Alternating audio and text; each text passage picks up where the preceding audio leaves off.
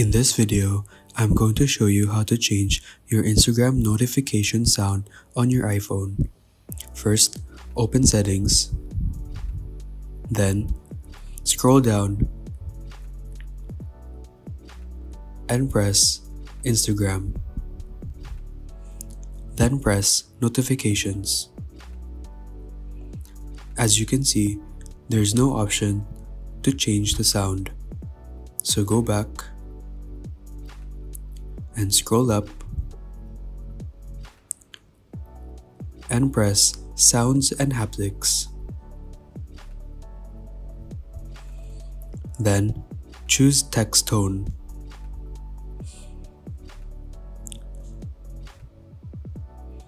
The sound that you choose here will be the sound that plays when an Instagram notification pops up.